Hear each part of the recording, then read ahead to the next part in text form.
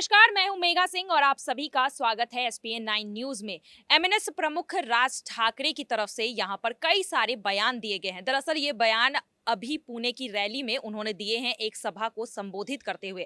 यहां पर एमएनएस प्रमुख राज ठाकरे ने सीधे तौर पर उद्धव ठाकरे पर निशाना साधा है और साथ ही नवनीत राणा को भी सपोर्ट किया है। और इन सारे मामलों पर हम बातचीत करेंगे और हमारे साथ मौजूद है मृत्युंजय। मृत्युंजय, आपका बहुत बहुत स्वागत है। शुक्रिया मेघा। मृत्युंजय, यहाँ पर जिस तरह से उद्धव ठाकरे के खिलाफ बोलते हुए नजर आए हैं राज ठाकरे, उन्होंने सीधे तौर पर कहा है कि बाला साहब ठाकरे की जो शाख है वो खराब करते हुए नजर आ रहे हैं यहाँ पर उद्धव ठाकरे। तो उस पर आपका क्या कहना है? देखिए बाला साहब ठाकरे, देखिए राज ठाकरे इसको इसलिए कह रहे हैं क्योंकि आप देखें, जब बाला साहब ठाकरे कहीं जाया करते थे, बड़ी बड़ी रैलियां किया करते थे शिवसेना की, तो उस वक्त परछाई के साथ, परछाई की तरह हमेशा कौन उनके साथ रहता था? राज ठाकरे रहते थे। बल्कि उद्धव ठाकरे तो कभी राजनीति में आना भी नहीं चाहते थे, तो ज्यादातर जो वक्त है वो राज ठाकरे ने उनके साथ बिताया है। इसी वजह से देखिए लोग क्यों कहते हैं उद्धव ठाकरे को भले ही नाम की और खून की वजह से देखिए सत्ता मिली है, लेकिन जो असली दावेदार है, जो राजनीतिक विरासत जो मिलनी चाहिए थी दावेदारी के हिसाब से, वो राज ठाकरे को मिलनी चाहिए थी, ना कि उद्धव ठाकरे को। इसीलिए राज ठाकरे इस तरीके के आरोप लगा रहे हैं। वहीं अगर अपनी बात की जाए कि राज ठाकरे आखिरकार करना क्या चाहते हैं, तो देखिए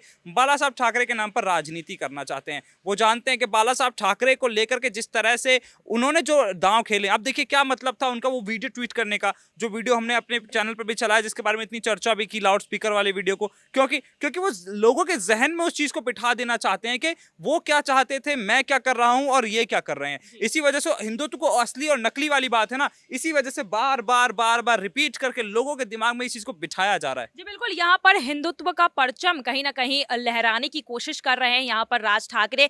असली हिंदुत्व नकली हिंदुत्व की भी बात कहीं की गई थी शिवसेना की तरफ से। यही कहा गया था कि हम असली हिंदू है, बाकी सब नकली हिंदुत्व का परचम लहरा रहे हैं। और इसी पर अब राज ठाकरे का बयान भी आया है कि वो कौन होते हैं असली हिंदुत्व और नकली हिंदुत्व की बात करने वाले। यहाँ पर देखा जा रहा है कि राज ठाकरे जिस तरह से हिंदुत्व का परचम लेकर महाराष्ट्र में आगे बढ़ रहे हैं, क्या इसका असर जो है आने वाली राजनीति पे पड़ सकता है?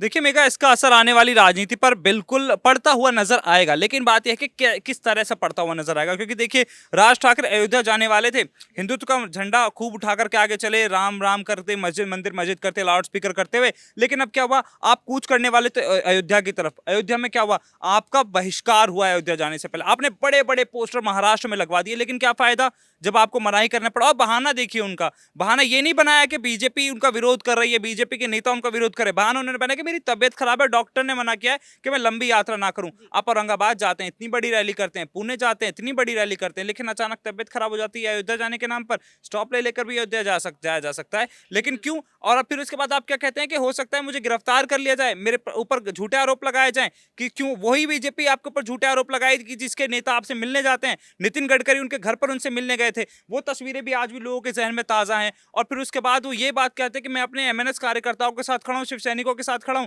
इसलिए खड़ा हूं क्योंकि ऐसा ना हो कि उनके ऊपर कोई परेशानी आ जाए। क्योंकि उन्हें याद है कि कार से वो ऊपर एक वक्त पर गोलियां चलवाई गई थी उत्तर प्रदेश में, तो वो सरकार दूसरी थी, ये सरकार दूसरी है। उस वक्त की राजनीति अलग थी, ये वक्त की राजनीति अलग है। लेकिन वो बार पुरानी चीजों को कुरेद कर लोगों के दिमाग में एक नैरेटिव, जैसे मैंने कहा, वो सेट करने की कोशिश कर रहे हैं। जी बिल्कुल, यहाँ पर राज ठाकरे की राजनीति किस तरह से वो कर रहे हैं वो समझना थोड़ा मुश्किल है। यहाँ पर पुरानी बातें वो बार बार लेकर बाहर आ रहे हैं, जिस तरह से हिंदुत्व की बातें कर रहे हैं, जिस तरह से लाउड स्पीकर की बात कर रहे हैं, हनुमान चालीसा के ऊपर भी उन्होंने यहाँ पर बातचीत की है। नवनीत राणा को लेकर उन्होंने अपने बयान दिए, समर्थन दिखाया है। उन्होंने कहा है कि वो तो किसी मस्जिद के बाहर पाठ नहीं पढ़ रही थी, वो तो है मतोश्री के बाहर पाठ पढ़ रही थी। क्या मतोश्री कोई मस्जिद है? तो फिर उनके खिलाफ जिस तरह से उद्धव सरकार एक्शन लेती है वो गलत है। तो यहाँ पर जिस तरह से राज ठाकरे सपोर्ट में उतरे हैं नवनीत राणा को लेकर, क्या आने वाले समय में दोनों को एक साथ देखा जा सकता है? देखिए मेघा, बात यह है कि जब नवनीत राणा जेल में थी, उस वक्त की बात है जब औरंगाबाद में रैली हुई थी। उस वक्त तो उन्होंने कोई बड़ा बयान नहीं दिया। जो उसका 45 मिनट का उनका भाषण था, इतनी बड़ी रैली थी, सैकड़ों की तादाद में, हजारों की तादाद में लोग उनकी रैली में मौजूद थे। उस वक्त इतने बड़े भाषण में एक बार भी उन्होंने नवनीत राणा का नाम लिया नहीं लिया। उस वक्त उन्होंने लाउड स्पीकर की बात की, हनुमान चालीसा की बात की, मंदिर की बात की, मस्जिद की बात की, उंगलियों पे तारीखें गिनवा दी, 1 2 3 4 मई ऐसे करके तारीखें गिनवा दी, अल्टीमेटम दे दिया, लेकिन एक बार भी उन्होंने नवनीत राणा का नाम नहीं लिया। और अचानक नवनीत राणा के लिए उनके अंदर प्यार जाग उठता है। क्यों जाग उठता है? क्योंकि राजनीतिक वोट चाहिए। वो जानते हैं कि कहीं ना कहीं उनका जो क्रेडिट था हिंदुत्व का, उसे कौन ले गया? चुपके से चुरा करके नवनीत राणा ले गई। और अब देखिए, अब पछताए क्या हो, जब चिड़िया चुग गई खेत, तो वही वाला हाल उनका है। देखिए अब कुछ किया नहीं जा सकता, उनका भी डैमेज डैमेज हुआ है जिसको कंट्रोल करने की कोशिश कर रहे हैं इस वक्त?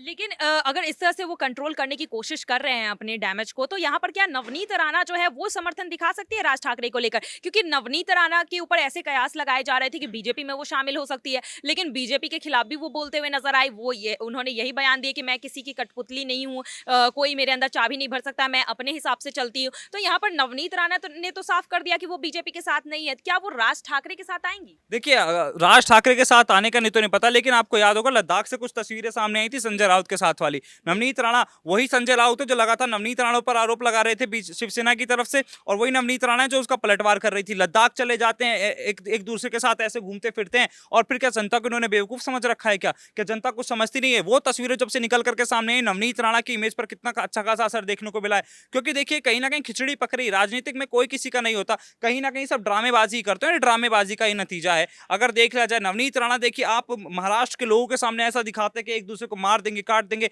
लेकिन लद्दाख जाकर के एक ही टेबल पर बैठ के खाना खाने लगते हैं। ये कैसी राजनीति है? जिस पार्टी के नेताओं ने आप पर राजद्रोह का आरोप लगवा दिया, आप उनके साथ एक टेबल पर बैठकर खाना कैसे खा सकते हैं?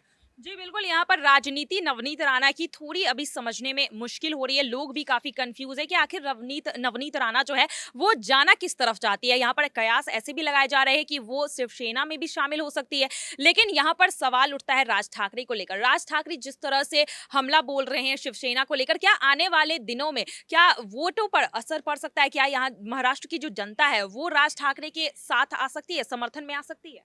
देखिए मेरा राज ठाकरे के समर्थन में महाराष्ट्र की जनता लगभग लगभग है। बीएमसी इलेक्शन जो मैं पहले कहता था कि अक्सर देखिए विधानसभा चुनावों से पहले एक ट्रेलर है। जी अगर बीएमसी इलेक्शंस में अगर एमएनएस को वोट मिलते हैं तो आप समझिए कि राज ठाकरे जो करना चाहते थे लगभग वो काम हो चुका है। जी, बिल्कुल, यहाँ राज ठाकरे को लेकर जिस तरह से वो बयान दे रहे हैं, जिस तरह से देखा जा रहा है कि उद्धव सरकार पर निशाना साध रहे हैं, अब शिवसेना की मुश्किलें जो है वो बढ़ सकती है। लेकिन यहाँ पर समझने वाली बात ये है कि आखिर शिवसेना जो है वो राज ठाकरे के खिलाफ कोई एक्शन लेते हुए क्यों नहीं नजर आ रही? यहाँ पर उद्धव ठाकरे के खिलाफ इतना कुछ हो जाता है, यहाँ पर उद्धव ठाकरे के खिलाफ इतने बयानबाजी होती है, लाउड स्पीकर को लेकर इतनी सारी चीजें होती है, लेकिन फिर भी जो है देखा जाता है कि अभी भी उद्धव ठाकरे जो है राज ठाकरे को लेकर कुछ भी एक्शन लेते हुए नजर नहीं आ रहे। तो क्या राज ठाकरे से डर गए हैं उद्धव ठाकरे? देखिए माना तो ये जा रहा है कि डर चुके हैं उद्धव ठाकरे, लेकिन उद्धव ठाकरे अगर बात ये है ना कि तो फिर नवनीत राणा के ऊपर एक्शन ले लिया जाता है, जी लेकिन राज ठाकरे के ऊपर एक्शन नहीं लिया जाता। क्यों? क्योंकि कहीं ना कहीं वो जानते हैं कि राज ठाकरे को अगर हाथ लगाएंगे तो वो जो सिंपैथी वोट है वो राज ठाकरे की तरफ शिफ्ट हो जाएगा। जिस तरह से सिंपैथी इस वक्त नवनीत राणा ने लेनी है ना लोगों की, वो राज ठाकरे के साथ हो जाएगी, और हिंदुत्व का मुद्दा और सिंपैथी मेघा दोनों साथ साथ चलते हैं। जी बिल्कुल, यहाँ पर अब देखने वाली ये बात है कि जिस तरह से आज रैली हुई है राज ठाकरे की पुणे में, जिस तरह से राज ठाकरे ने शिवसेना पर, उद्धव सरकार पर हमला बोला है, अब इसके पलटवार में जो है शिवसेना, उद्धव सरकार जो है क्या जवाब देती है। आज के लिए बस इतना ही। आगे की खबरों के लिए देखते रहिए एसपीएन 9 न्यूज़। धन्यवाद।